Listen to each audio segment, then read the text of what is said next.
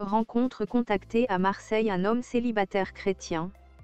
Amour endiablé, ça vous tente sur Marseille, mesdemoiselles? Au cas où j'ai une histoire d'amour, qui pourrait durer plus ou moins longtemps, sachez que quand elle se clôturera je reprendrai mon pianotage. Pour trouver une femme, car je veux trouver la bonne, coûte que coûte. Rencontre contactée à Marseille un homme célibataire chrétien. Voyez-vous, j'ai le couteau entre les dents, et j'en ai plus qu'assez d'être solo, c'est vrai, je suis beau, charmant. Et j'ai du plomb dans la cervelle mais je ne trouve personne, sniff. Donc j'ai pensé à Internet, car il est vrai que si on ne manie pas cet outil essentiel de nos jours, on est un peu dans la mouise. Rencontre contactée à Marseille un homme célibataire chrétien. Aussi c'est vrai que je suis un peu timide, bien que je me soigne, il est vrai.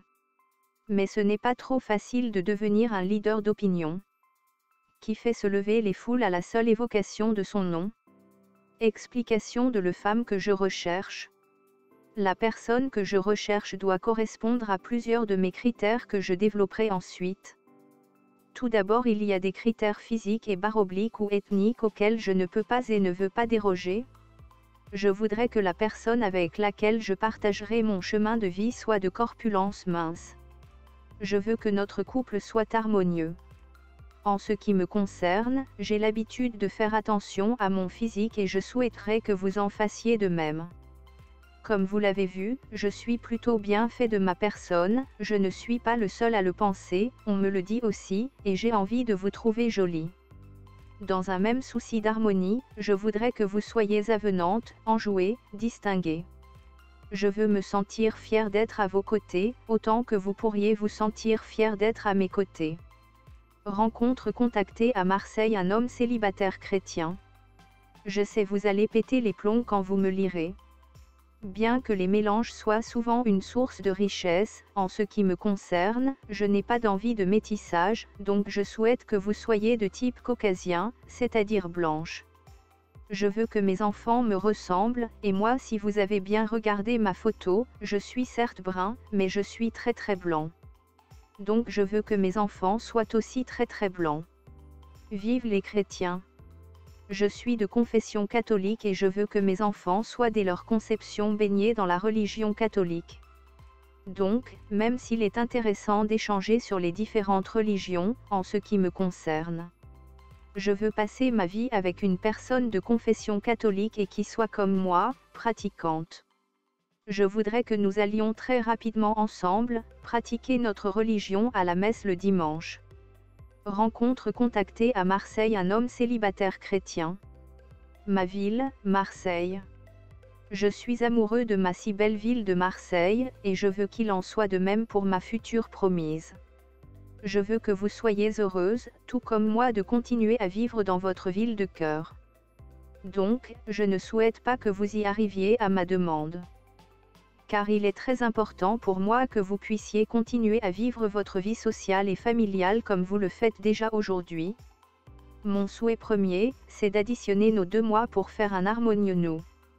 Mon double féminin. Je pense que pour créer ou maintenir l'harmonie dans un couple, il faut se ressembler un peu, venir des mêmes milieux, avoir le même chemin spirituel, venir des mêmes lieux. Une culture commune, c'est pour moi la base d'une union réussie. On a déjà le même langage, les mêmes codes sociaux, c'est alors plus simple à vivre. On ne perd alors pas de temps à s'expliquer sur ce que l'on connaît et que l'on comprend déjà. Recherche d'une concubine à draguer, une Marseillaise quoi. Rencontre contactée à Marseille un homme célibataire chrétien. Je fais de la redite, je le sais, mais mes critères pour rencontrer une femme sont très pointus. Donc une lady mince, sans enfant. De 27 à 35 ans, et une bien de chez nous quoi, vous m'aurez fort bien compris sur cette dernière caractéristique. Donc pas de noir, d'arabe, ou d'asiatique. Désolé mais je ne suis pas raciste, c'est juste que je n'ai pas envie d'avoir de femmes comme cela.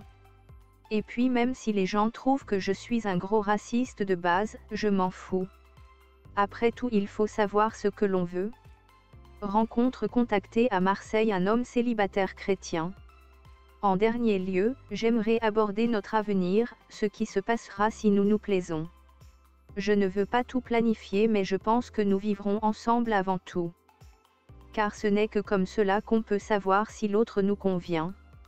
Pour conclure, je dirais qui vivra verra, mais si vous lisez mes articles avec délectation, vous en aurez plus lorsque vous serez blotti dans mes bras virils et puissants. Pourquoi faire un voyage de noces? Je ne sais pas si vous le savez, mais le voyage de noces est une tradition qui remonte au début du XXe siècle pour les mariés de la haute bourgeoisie. La semaine suivant leur mariage, ils partent pour un voyage, seuls ou accompagnés par leurs domestiques. Rencontre contactée à Marseille un homme célibataire chrétien. Le but du voyage est de leur permettre de découvrir une intimité qu'ils n'ont jamais vécue, mais aussi pour se familiariser avec la vie de couple pour la première fois. Aujourd'hui, la plupart des couples qui décident de s'unir officiellement ont déjà vécu ensemble ou du moins partagé de simples moments au quotidien comme déjeuner dans un restaurant Marseille, aller ensemble à une soirée Marseille, etc. Certains ont également déjà goûté au plaisir de partir à deux loin de la famille, des amis et du travail. Le voyage n'est donc plus une occasion pour partager une vie de couple pour la première fois, mais un moyen pour évacuer le stress accumulé pendant les préparatifs du mariage. La lune de miel peut aussi être un moyen utilisé pour le couple simplement pour se fabriquer un souvenir inoubliable marquant le début d'une nouvelle vie, d'un nouveau départ. Comment bien préparer un voyage de noces? Rencontre contactée à Marseille un homme célibataire chrétien. Que vous décidiez de faire un voyage de noces pour déstresser après le mariage, pour créer un souvenir marquant de votre nouvelle vie en tant que couple marié ou juste histoire de faire comme tous les autres, un voyage de noces ça se prépare.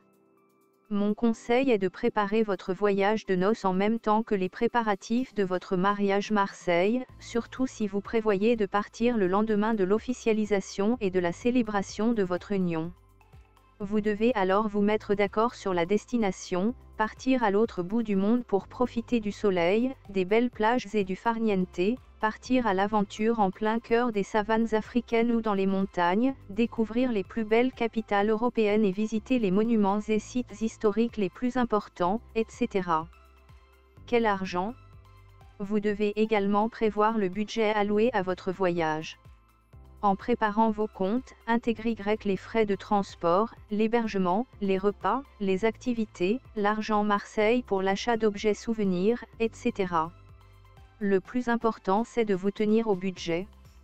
Pour profiter de tarifs intéressants pour l'hôtel et restauration, n'oubliez pas de mentionner pendant la réservation qu'il s'agit d'un voyage de noces. Rencontre contactée à Marseille un homme célibataire chrétien. En effet, nombreux sont les compagnies de voyage ou encore les hôtels qui proposent des réductions pour les couples nouvellement mariés ou ceux qui fêtent des anniversaires de mariage. Si tel est le cas, vous devez présenter à l'hôtel ou à l'organisateur un document écrit que vous venez bien de vous marier ou que vous êtes en train de fêter votre 10e année de mariage. Rencontre contactée à Marseille un homme célibataire chrétien. Si vous souhaitez partir en lune de miel sans pour autant vous ruiner, je vous conseille de choisir le bon moment pour partir et non pas faire comme tout le monde, partir le lendemain du mariage. En effet, vous profiteriez de tarifs avantageux en attendant les basses saisons. Après la lune de miel, le retour à la réalité. La plupart des couples qui se marient et qui partent en lune de miel connaissent à leur retour le « wedding blues ». Selon les spécialistes, cette forme de déprime post-mariage est due au fait que le couple s'est trop focalisé sur leur projet de mariage pendant plusieurs mois, voire une année. Ça prend un temps d'organiser. Les deux ont non seulement investi leur argent pour concrétiser leur projet, mais ils ont aussi beaucoup donné de leur énergie et de leur temps. Aussi, lorsque la dynamique des préparatifs s'est arrêtée, que les flammes de la suractivité se sont éteintes et que la pression s'est relâchée, les nouveaux mariés démarrent un passage à vide. Ceux qui partent pour une lune de miel encore l'euphorie du mariage pendant 1 à 2 semaines selon la durée de leur voyage. Mais une fois de retour, ces couples vivent la même chose que ceux qui ne sont pas partis. Rencontre contactée à Marseille un homme célibataire chrétien. Dur retour à la réalité. C'est comme un retour à la réalité d'une reine de beauté qui avait l'habitude d'avoir les projecteurs braqués sur elle, quand soudain, elle se retrouve hors champ. les bulles et les paillettes du conte de fées ont disparu, le carrosse redevient citrouille et l'enchantement de la cérémonie et de la réception fait place au quotidien déroutant. Oui, c'est compréhensible si les jeunes mariés se sentent un peu perdus lorsque pendant des mois, ils ont été le centre de toutes les attentions. Je pense que la wedding blues est aussi due au fait que le couple s'attend à une vie extraordinaire après le mariage et la lune de miel. Pourtant, la plupart des couples n'ont plus rien à se découvrir après les noces puisqu'ils ont déjà vécu ensemble ou du moins ont partagé de nombreux moments d'intimité en couple bien avant le mariage. La prise de conscience post-mariage devient donc douloureuse parce que les mariés se sont attendus à un grand changement. Comment survivre au wedding blues ?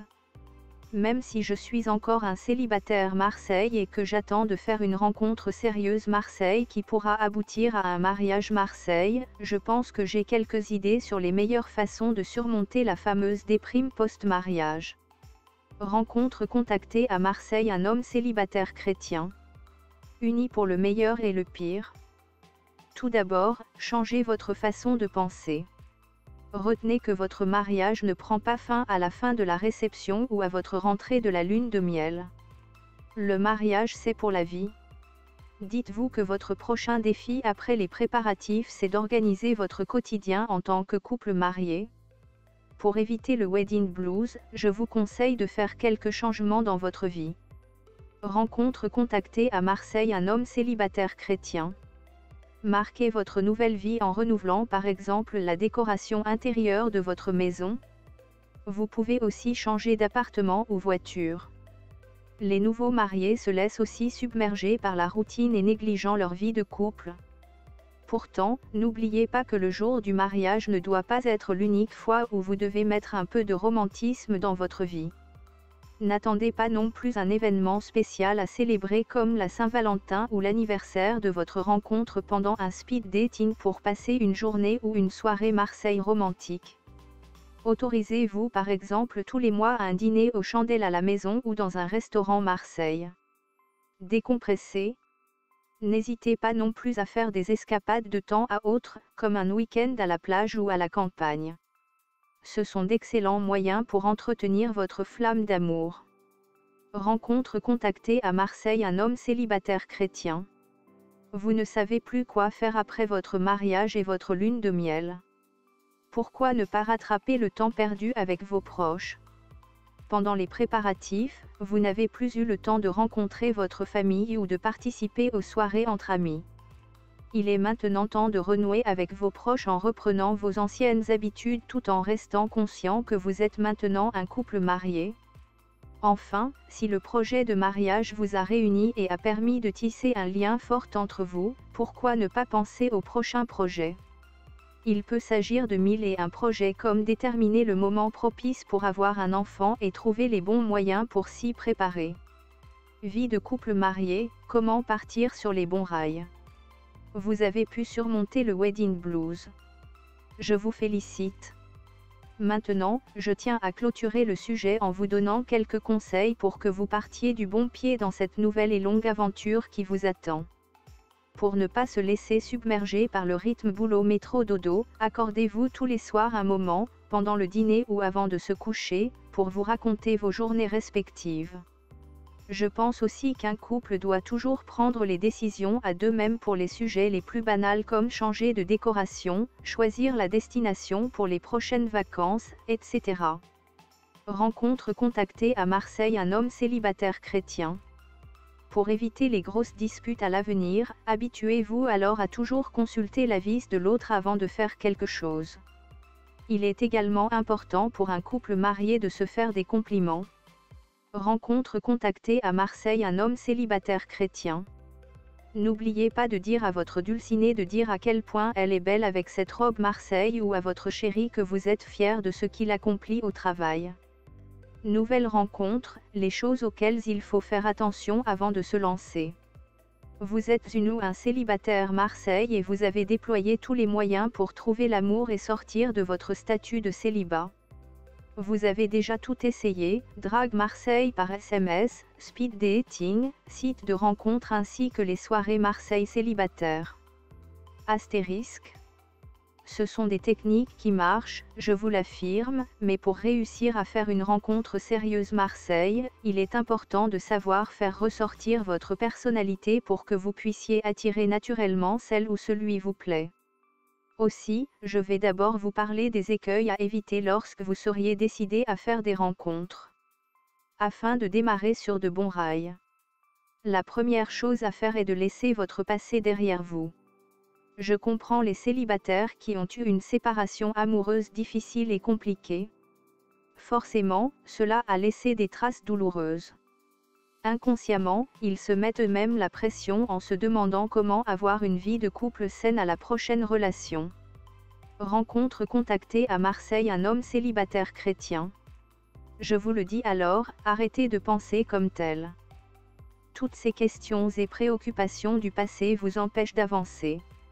Au lieu de cogiter sur ce qui n'a pas marché et ressasser les erreurs commises, concentrez-vous plutôt sur la question, quel est le meilleur moyen de rencontrer un homme ou une femme? Avant de décider à faire de nouvelles rencontres, il est également important de changer votre façon de penser.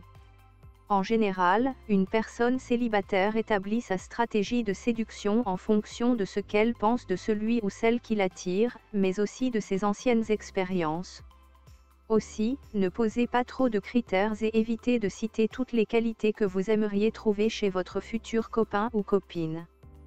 Prenez du recul face aux erreurs de votre ancien amour, car à force de vous dire que vous ne souhaiteriez plus rencontrer une personne de ce genre, vous allez devenir craintif, veineux, et aura du mal à accepter quelqu'un d'autre dans votre vie. Il vous sera alors difficile de faire des rencontres. Contact sur Marseille pour les célibataires de la gente féminine exclusivement.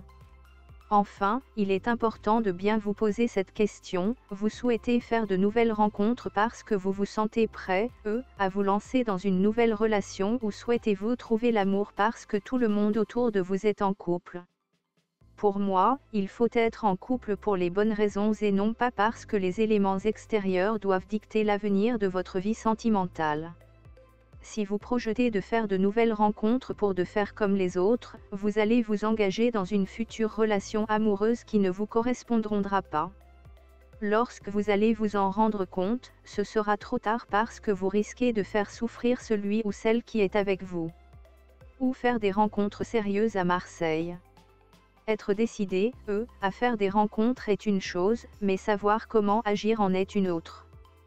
Peut-être que vous n'avez aucune idée sur le bon endroit où vous pouvez faire des rencontres sérieuses Marseille.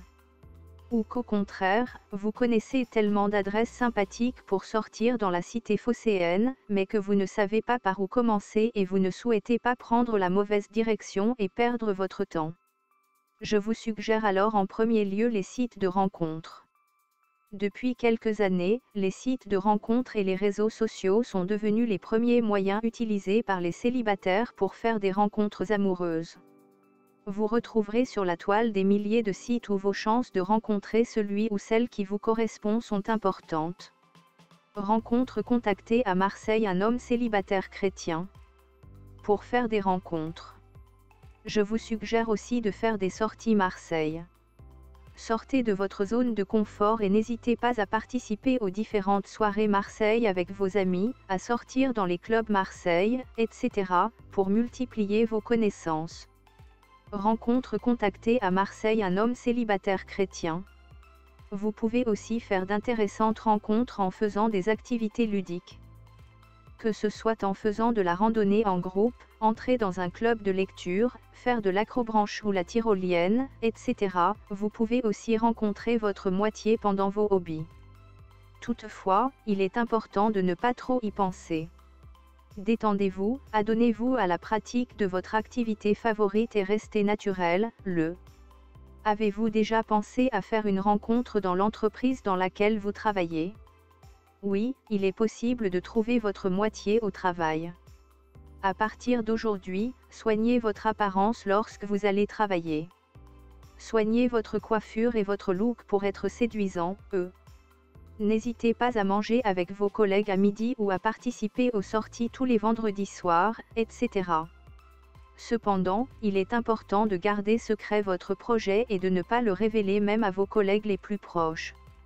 Je vous conseille de ne rien dévoiler à quiconque puisque vous êtes en phase de séduction. Comment bien se préparer à un premier rendez-vous? Ça y est. Vous avez fait une rencontre sérieuse Marseille et vous avez déjà, tous les deux, conclu la date pour le premier rendez-vous. Je présume que vous êtes maintenant assaillis, par une tonne de doutes et de questions. Comment s'habiller? Comment éviter de stresser? Où se voir? Que va être le sujet de discussion pour détendre l'atmosphère, etc. Je vous comprends. Inutile de vous faire un sang d'encre puisque je vais vous donner maintenant les réponses à toutes vos questions. Tout d'abord, concernant la tenue. Il est important de bien soigner votre allure. En effet, il faut montrer à l'autre que vous avez fait un effort pour lui plaire en prenant soin de votre coiffure, en portant votre robe Marseille élégante et sexy ou votre plus beau Jean. Rencontre contactée à Marseille un homme célibataire chrétien. Veillez également à porter une tenue adaptée au lieu ou à l'événement. Ce que je veux dire c'est que vous ne pouvez pas vous habiller de la même façon pour aller à une soirée mondaine et pour faire un pique-nique dans le parc du coin. Je voudrais souligner une chose très importante pour vous mes belles Marseillaises, évitez de porter le maquillage à outrance pour ne pas tomber dans la vulgarité ou le ridicule. Ensuite, préparez-vous mentalement en restant détendu. Dites-vous que s'il ou elle a accepté le rendez-vous, c'est qu'il ou elle a été séduit, Pour réduire le stress, choisissez une date à laquelle vous seriez totalement libre. En effet, il paraîtrait incongru d'écourter le rendez-vous parce que vous devez encore rencontrer un client ou régler une affaire au travail dans 1 heure. Pour un premier rendez-vous, il est également important d'arriver à l'heure. Ici, je m'adresse particulièrement à vous messieurs. Si le lieu de rendez-vous se trouve encore loin de votre domicile ou du lieu de votre travail, partez en avance pour éviter les risques d'être coincé dans les bouchons. Mieux vaut arriver en avance et attendre l'heure du rendez-vous plutôt que d'être en retard et renvoyer une mauvaise image de vous auprès de votre future copine. Celle-ci pourra considérer votre retard comme un manque d'intérêt de votre part. Lorsque vous discutez, ne parlez pas uniquement de vous, mais apprenez à écouter l'autre. Je ne vous empêche pas de raconter les anecdotes flatteuses sur votre vie ou les détails positifs sur votre parcours professionnel. Je vous conseille seulement de prêter oreille à votre interlocuteur pour lui démontrer que vous vous intéressez réellement à lui ou à elle. N'hésitez pas à lui poser des questions sur ses hobbies, ses passions, son travail, etc. Pour entretenir la conversation, évitez de parler de sujets trop personnels comme les problèmes familiaux ou encore les sujets polémiques comme la politique et la religion. Il existe 1001 sujets passionnants comme la musique, le cinéma, le voyage Marseille, la cuisine, etc. Rencontre contactée à Marseille un homme célibataire chrétien. Vous pouvez aussi essayer de détendre l'atmosphère en lançant des blagues de temps à autre dans vos conversations. Il y a un autre sujet tabou, pour un premier rendez-vous, parler des anciennes relations amoureuses. Que vous parliez en bien ou en mal de vos anciens amours, c'est que vous n'avez pas encore réussi à tourner la page. Aussi, les histoires d'ex sont de vrais tue-l'amour. Un premier rendez-vous est un moment pour apprendre à mieux se connaître. Un moment privilégié pour déterminer si ça va marcher ou non. Bref, les fantômes du passé n'ont pas leur place pendant ce premier moment d'intimité pour un futur couple. Enfin, ne cherchez pas à tout prix à conclure le rendez-vous par un baiser. En forçant la main de l'autre, vous risquez de lui faire fuir. Se prendre la main ou s'embrasser viendra naturellement, je vous le garantis. Cliquez ici maintenant.